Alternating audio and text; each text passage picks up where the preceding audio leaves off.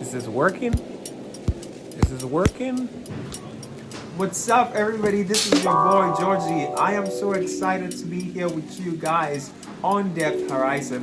I have a friend who will be sharing his testimony today, and it's gonna be so great. Stay tuned. We have an amazing video prepared for you to bless you and to speak with you.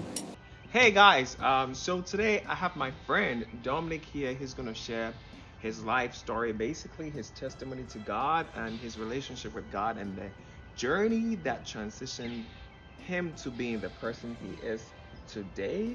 So, welcome, Dominic. Thanks for having me, George. Tell us about you, Dominic. Who is Dominic? I am becoming more like Christ. So, becoming more like Christ. I like that. Becoming more like Christ. Tell us the journey. How did it start? Have you always known God? Did you grow up in a Christian home? How did your journey to living as a Christian and becoming more like Christ started? Yes, I was raised understanding that there was a God above and that we were below. And I always knew that someone was looking out for me, something like that. I suppose I came to realize that I ought to becoming more like Christ a couple times in my life, and most recently 2.5 years ago. And how it happened, I would say, would be that God just let me be in his creation, in his revelation, and allowed me to see how my rebellion was bitter. And he also allowed me to see that submitting myself to Christ and participating with the church as Christ is the cornerstone was inevitable, actually. And that religion is inevitable and worship is inevitable.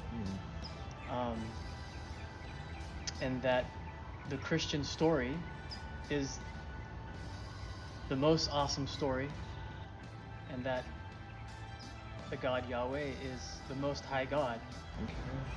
Well, so tell us, you talked about rebellion. Is that rebellion from Christ? Let me understand your transition, to being who you are now. When you say rebellion, how did that look like for somebody who might not understand, I think that rebellion looks normal. Okay. Given that our country was founded on revolution, and that Protestant Christianity was founded upon a sort of mini revolution in itself. The easier word to understand is autonomy. Okay. So I was told by listening to music and in movies and sharing the values and those things with my friends that we were seeking to be authentic, to write our own stories, and to be autonomous. And how that looked, I guess in its most extreme manifestations in my story was while in my teens I explored the forbidden world of drugs and alcohol and partying after dark and breaking the rules. And later in my 20s, I aligned myself with pseudo-religious groups like Deep Green environmentalism and even like queer anarchist insurrectionary politics and communities, which I say are pseudo-religious because they are striving to be bound by a transcendental story or hierarchy of values. And how that rebellion looked, I refused the track of investing in a career and investing in financial security. I lived out of a backpack for several years, and I hitchhiked up 20 hours north of Vancouver, BC, and all the way east to Quebec, and I traveled, I learned how to hunt and with indigenous people, and I stopped in the face of government officials, and I ate moose, and I fell in love, and I traveled to Oaxaca, Mexico, and I could just get up and go, and I guess I cashed in on the social capital of my youthfulness and felt very free at times. It's interesting, maybe the whole story of God's people in the Bible is about their rebellion against God. Yeah. And if we look at the Hebrews and what happened in the story of the Exodus, the first part of the story is about them being liberated from the secular pagan tyranny of the Pharaoh. But what the bulk of the rest of the story is about is not them simply living free in the desert, but it's about them learning how to serve their new master. Right. So I guess I began to see that everyone is serving a master. Even if you think that you do whatever you want, you're really actually bound to your passions, Right. And your little cycles of that kind of keep you turned in on yourself. And that true freedom is the ability to choose God, and to be free from the lusts of the flesh that don't actually feed your soul, but actually kind of corner you into being alone and miserable. Right, and it makes sense. Like most people really want to live and satisfied. We live in a life where culture pushes for doing what you feel like doing, your desires, and satisfying your pleasures. So it's good for you to link it to that. But help me understand. You talk about your life before God. And you said that your family was Christian, so you definitely grew up with some Christian principles, right? What, if you don't mind me asking, what caused you to break away from the church, and what were you seeking to find, that was not found in the church, that you had to go seek it outside, I think what comes to me immediately with that question, one fault of my community as I was young is or I guess the fault was on my behalf, or perhaps just God allowing me to be blind, but I understood the Christian story as it was presented to me as a kid as kind of just a bunch of rules, like moral guidelines that were written by a guy in the sky that I was supposed to follow Right. in order to avoid the lake of fire after I died. But ultimately, I didn't really need to follow them because Christ's blood is very powerful. I realized later that the stories in the Bible that all kind of start with Genesis and end and are aiming towards a return to communion with God in a redeemed, beautiful, intricate, elaborate way. That all those stories kind of show us the pattern of reality, how reality works, that the divine logos,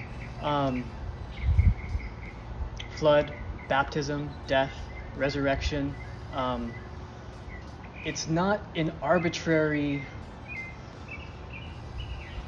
moral guideline, but this fabric of reality is a story that we are called to step into, to not just live according to if you choose when you want to, but it's the most real story that you're called with an opportunity to participate in. Sir. Yeah, and so then, what was your view on Christians? Like, if somebody stood up to you and said, I was a Christian. I know some people think that they have very limited thinking abilities. They don't have so many options in their lives because then again we say it's God's will. If you saw a Christian in those stages, what were your reactions towards them? Even if somebody approached you to talk to you about God or take you to ask you to go to church with them, how was your response to them? So yeah, in the darkest times of my life, I guess you could say, when I lacked the grace of enlightenment to the truth himself, Jesus the Christ, there was a time when I would even hear worship music on the radio and kind of cringe. To answer your question, during those times, I looked at Christians as people who were listening to the ancient people and I used to think that the people from the ancient Near East before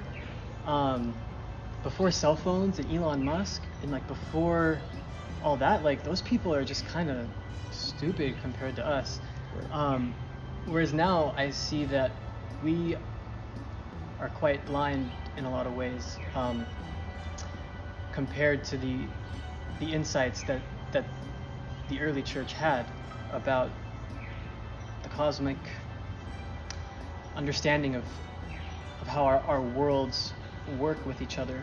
I thought that Christians were basically under a spell of the powerful hetero white militant people in power who were just using Christianity as a tool to kind of keep them from liberating themselves and being empowered and kind of just hoping for heaven after life. I thought they were kind of I thought that Christians were asleep and naive and a part of the problem, actually. I thought that Christians were a part of the problem, holding together the systemic problems of our culture. But I was drinking the Kool-Aid, but I was the opposite. I was wrong. I was very wrong. Yeah. Right. Well, I guess my question would, what has changed, in you and in your perspective towards Christians now, you finding Jesus, your old views and your current views?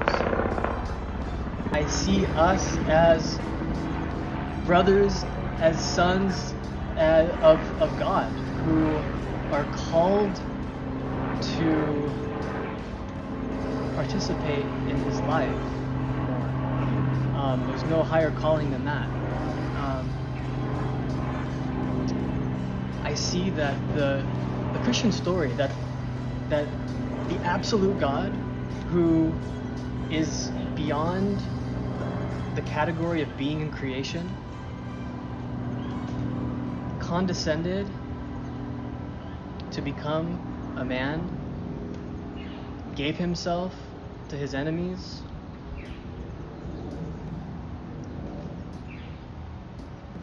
gave himself to death, let himself be swallowed by death, and surprised people when he went there by playing a trick on death, having death swallow life, and then actually defeating death with death, and bringing up with him all those who he calls who he calls back into his kingdom of love and flourishing and beauty.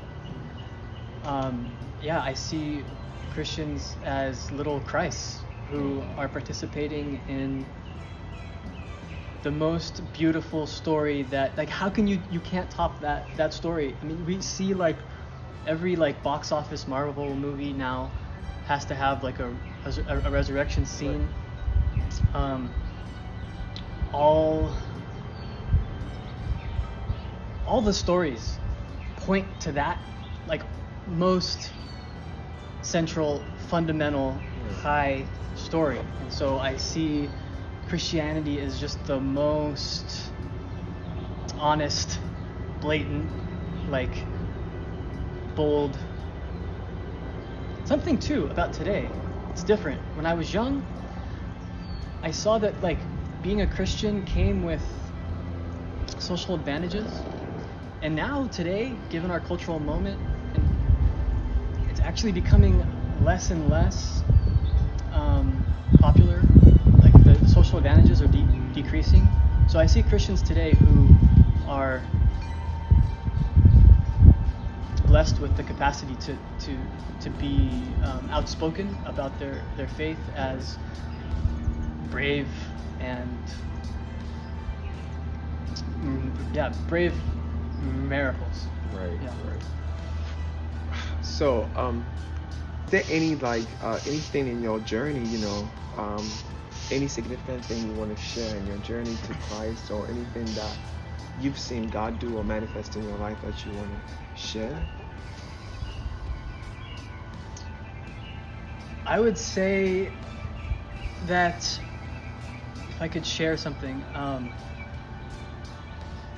I think for good reason, people have reacted to like the religious aspect of Christianity or anything. But I would say, in doing so, perhaps question an overreaction. And I would just say that, like, for instance, if you can start, if you can ask God to give you the inspiration and the strength to kind of structure your prayer life and start every day with morning prayers and seek prayer in the little moments in your day, that you will be surprised. And more often, I guess, just in any way engage in worship, collective worship. I would say going to church with people has a causative effect on the whole body and the individual parts in a way that, like, the sciencey, like, strictly materialist, rationalist lens can't really understand easily. I'm also struggling still to grow from that lens, but participate in church, I would say, and take seriously a structured prayer life and more prayer, and you'll be surprised at